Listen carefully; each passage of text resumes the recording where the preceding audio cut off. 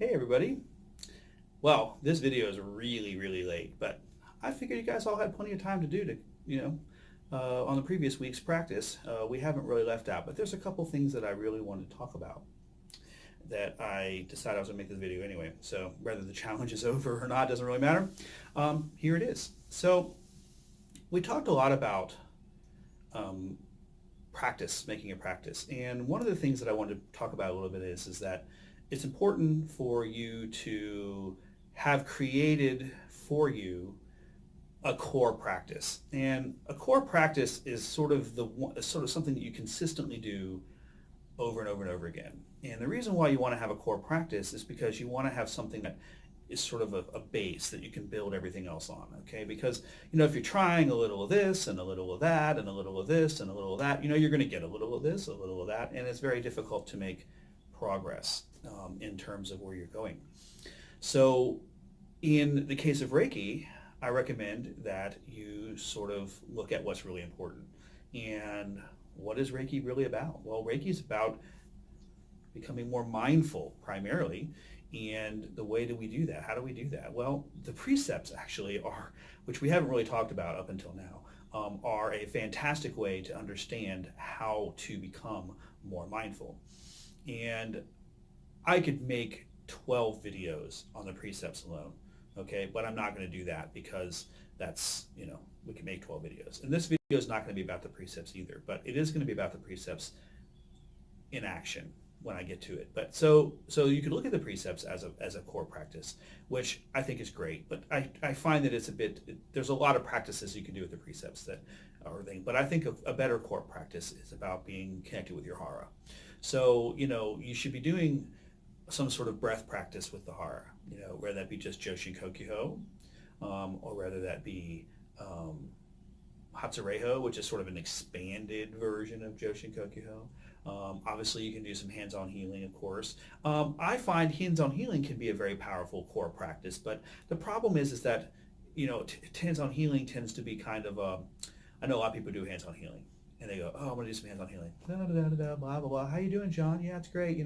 That's not hands-on healing, right? I mean, it is hands-on healing, but if you're doing hands-on healing,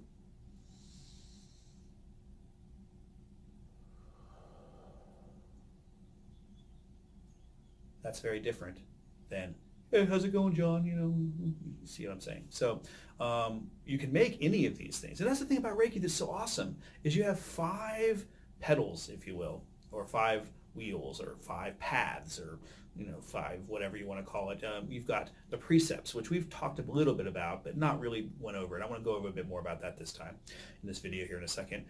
You have hands-on healing, which is its own sort of modality. You can do all of your modalities through that. But then you also have, mantras and techniques and things like that, meditations. Well, you have techniques, then you have the mantras, and then you have reiju, which is the attunements. Why we didn't combine mantras and techniques together and only have 4 petals, I have no idea, but it's the way I was taught, so I kind of work with it.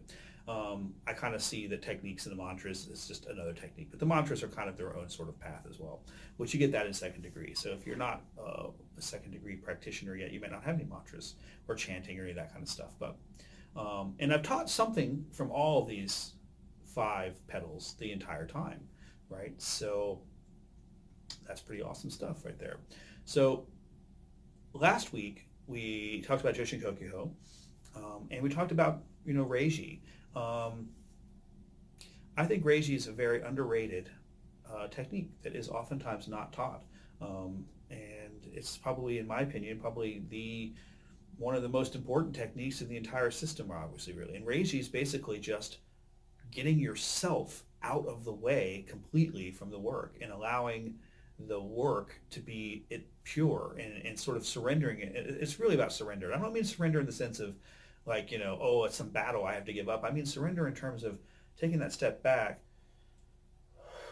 and just allowing Reiki to kind of flow through you, and then let the Reiki energy guide what you're doing, because ultimately what Reiki is about is becoming your true self. So it's about allowing your true self to come through the work that you're doing, and that gets to be very powerful. So today I'm going to talk a little bit about a bit more about the hands-on healing that we did last time, and I'm going to talk about a couple of things about it.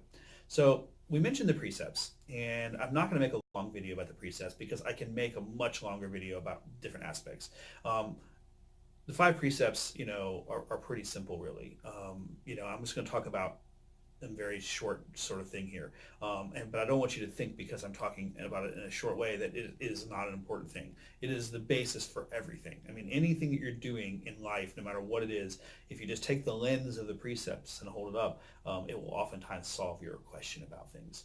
And there's different wordings for the precepts depending on what you want. I actually prefer, when I'm working with them as a practice, I prefer to use the Japanese because then I'm not worrying about translation errors and different things, and they are what they are.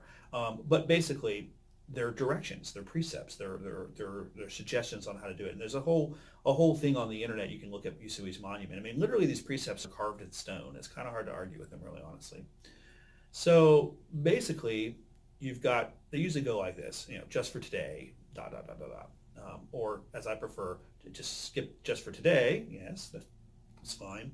But then they do not blah, blah, blah, do this, whatever. Or I just prefer to say it this way, anger not, which is more of the Japanese sort of translation. So worry not. Gratitude, have gratitude. Do your work honestly, or be true to your way and your being, is the way I tend to kind of look at it. Or work diligently. There's a couple of different ways to phrase that. And then obviously the last one is show compassion to yourself and others. And, on the surface, they seem, pretty cool, right? But it's a very specific set of directions there that's really very powerful. So think about, anger, right? Well, anger, if you're angry, it's because your mind is trapped in the past, right? I mean, you can't be angry unless your mind is in the past because anger is a result of, a lot of times, the result of an expectation that was not met, either your expectation or a societal expectation or whatever, So, but you can only feel anger about a previous thing that happened to you, not the thing that is happening to you, right? So if you really think about the subtleness there, it's very important. So anger is about being in the past. So if you anger not, it's about being in the present, right? And then you have do not worry, right? Or worry not, right? Well, worry is, where is worry? Where does worry happen? Well, worry may seem like it's happening now, but it really isn't happening now. Worry is happening in the future. Your mind is there in some future event, and you're concerned that something's going to happen that's not the way you want it to. So you're worrying about the future. Your mind is not in the future. So how do you fix that? Well, if you bring your mind to the present, then it's impossible to have worry because in the moment, whatever that is that you're worried about doesn't exist. It doesn't even here, right? So, so the first two are directions on being more mindful, right? And then you move into gratitude, and gratitude is about embodying spirit, and we could talk all day about gratitude, but gratitude is the natural state that will happen when you're in the present, because then you start becoming more aware. And then when you start becoming more gratitude, you start embracing the grace of spirit and all that divinity that's there. And then from there, then you move into being able to be true to your way and your being, because then you can then manifest that truth in the outer world. And then finally, the final outcome is enlightenment or compassion or whatever, however you choose to see that. So the precepts really are a stepping stone. And obviously, we have issues. I mean, if someone basically, is trying to kill you or something, being angry in that moment might be an okay thing, but that's not really what we're talking about. And do not anger not, we're talking about being, in the moment. So, that's a different story. So very, very powerful. So, but how do we use this as a practice? And well, I wasn't going to talk about it, but I guess I am. I'm just going to overview this really quick. We're not going to actually go through it. I don't need to. You can meditate on them. That's a pretty popular way to do it, where you basically, you can sit there and you can go to meditation. You can say, do not anger. You just throw that out there and see what happens. What's your brain think about it? You can pick it apart. You can analyze it. You can say, well, how am I angry? Where's this anger come from? Who is angry? You can do direct inquiry and things like that on it. But I've not really found that to be very helpful personally as a practice for myself. But some people really get a lot out of it. I personally find I tend to like things a bit more direct. So for me, the thing that's the most effective way to work with the precepts is to simply work with them, in Japanese. And and you can find out how to say them in Japanese. There are people that have done them. I will probably make a video here eventually where I'll go through that. In the meantime, if you just type in Japanese precepts in Japanese, you can find all of them. And they're not very difficult to say. They take a minute to learn it. I have to sort of see it. I mean, I can't spout. I'm not going to spout them off the top of my head. And then I use them as mantras, basically. So So like just for today is ko dakewa. So you can do ko dakewa. The first one is I kurana. You got that. You got the idea. And so you can just go through and you can chant them, and they're a very powerful way to do it. And I rather like that practice because I find it to be very profound. Because then you're basically your left brain, your mind brain is not in it because it's all Japanese, and so the only thing you're doing is the pure essence of what the precepts actually say, which is pretty cool. But I have a better way for you. And the secret of it is you've already been doing it. You just didn't know about it because I tricked you. And I don't want to give credit to where credit's due. This particular technique and understanding comes from Andrew Anders, which is one of my Reiki buddies from Michigan. I'll put a link in the bottom there to his website. You can check him out. He does a lot of really cool, because he studies Japanese martial arts and stuff, so he has a lot of, he really gets into the Japanese side of the Japanese, and it's really quite cool. And actually last week's exercise, the way that I taught it, was actually inspired by him. So, and this is a further discussion of what he is inspired. So we're going to talk about it. So Joshin Kokyo, right? So that's breathing in the hara, expand, breathing in the hara, expand, and so forth, right? So that should be a core practice at this point. You should be continuing to do that, right? So Joshin Kokyo. And then we went into reiju, right, where you connect with Reiki and you allow that Reiki to in, and then we came down and we started doing hands-on, right? And I talked about two specific positions. Well, I want to expand that a little bit, and I will talk about more. So from that reiji, let's come down here, and the first position here is one hand on the top, one hand on the bottom, and you're basically right over top of where your liver is. A little trick here, your liver in the TCM system, or Chinese medicine system, or Japanese medicine system, depending on how you look at it, it deals with anger. Anger is typically stored in the liver. So if you think about this position, is a direct hands-on healing position that directly is a manifestation in the physical way of working with the first precept. Do not worry, do not anger. Here it is, work on your liver, do not anger.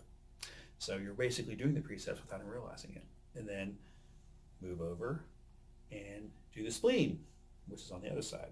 And there's other organs there too, of course, and the spleen deals with worry. Interesting. So we have do not worry, the second precept. Okay.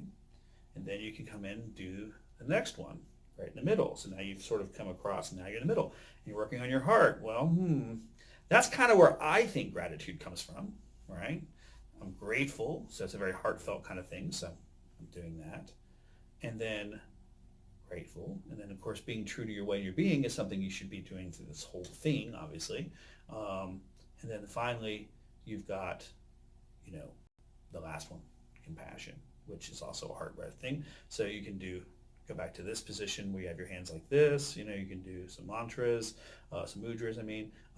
You can also, do something else, or you can just go back and you can go into this part of Hatsureiho, right? So you can even do this as one long Hatsureiho exercise. So you can kind of make a somewhat modified version of Hatsureiho. So you can do your Joshin Kokyo, and then your dry bathing first, of course, and then your Joshin Kokyo, and then you can move into, instead of going straight to here, you can start there for a second, go Reiki, tap into Reiki, connect with the energy of that, and allow Reiki to sort of not take over, but you can surrender to the idea of Reiki and get yourself out of the way, and then you can come down here and do this, and then this, and then this, and then you can go right into the concentration part, and then you can meditate on compassion.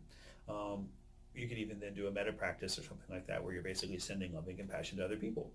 And that would be sort of a nice sort of longer way to do sort of extend Hatsureiho as well. And then you can kind of do all the practices that we've done for this particular challenge all in one time. So you can do everything. And it's a nice in my opinion, a great core practice, at a Reiki 1 level especially. I mean, not that all this stuff works obviously for master level as well, or second degree or whatever. I mean, you can then do, mantra practices or whatever as well, but I still think that, Joshin Kokyu is um, it's a very oftentimes overlooked exercise that really is the truth of it all. Um, and there are some variations on Joshin Kokyu that one can do that can change its effect a little bit differently as you get further on. But it doesn't matter because getting into your hara and getting connected and getting grounded will do everything else. Because if you are true to your way and your being, connected to your center, in other words, then everything else will just melt away and you won't have to worry about the rest. And I think that's everything I wanted to say. And actually, I end up being, that's about 15 minutes. Yeah, so I talked a little bit more than I wanted to. I really don't want to underrepresent the precepts. I mean, honestly, truthfully, everything you could ever want to know about Reiki is in those precepts. From the beginning, it's all in there. Every single bit of it's in there. So I can't express enough how powerful those precepts are. And this is now you have a way to kind of think about them even in a more deeper way and do some hands-on healing. So yeah, let's do a reiju here.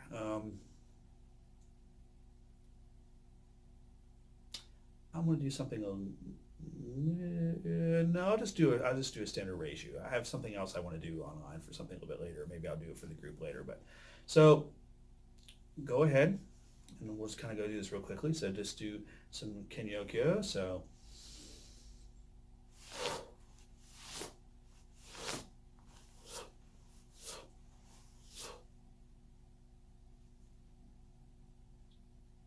go into your quiet place.